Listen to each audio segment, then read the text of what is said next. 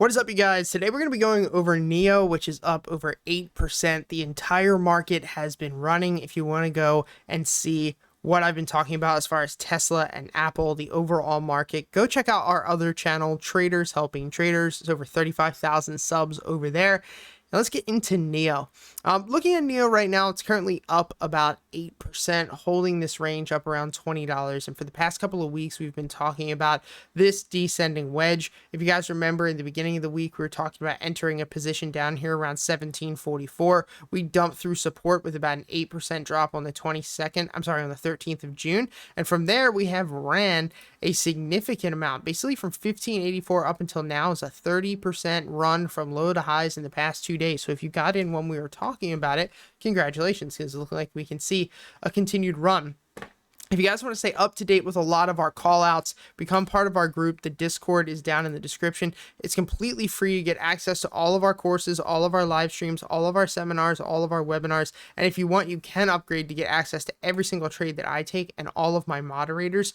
Go to the upgrade section within the Discord. And then once you're over there, you can go ahead and click the link below to get 3 days free with your trial. And if you use the code SUMMER, it is going to be 50% off your first month, so only $12.50. Today alone, we ended up closing out nearly $1,000 in profits, closed out $356 overnight swing on Amazon, as well as a $412 profit on LUV, which was a swing overnight. But looking at NIO, we were talking about this before. We were talking about this descending wedge and this big low area of volume, basically up from 2784 all the way to where we're sitting here at $22. So this play is still intact. I mean, if you look, there is going to be a resistance right here around $24 because that's where this lower high was before. But if we can continue to run, if we can hold this volume, like look at the volume holding day over day. If we can hold this volume, there's no reason we can't see NIO continue to push up to 2350, 2360. From there, we'll probably see a rejection, pullback, and then potentially move up to $27. Now, if you followed the trade that we talked about in the past couple of days, it was going to be a put credit spread, which means you're probably already up 80 to 90%.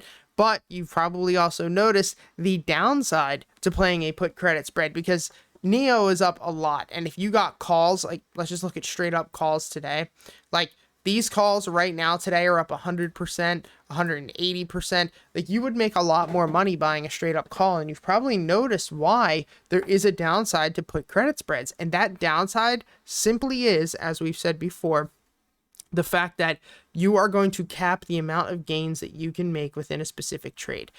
But very, very good trade nonetheless. You probably made about 2-3% return on your portfolio in just a couple of days, which is still phenomenal.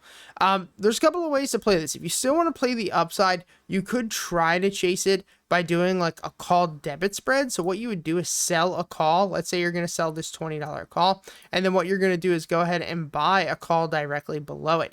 And this is going to make it a call debit spread. Now, I talk a lot about this within our free courses over on our Discord. So go join the Discord, go to the courses section. You'll see a whole beginner video section that will show you guys exactly how to do call credit spreads, call debit spreads, call anything, basically any options leg possible.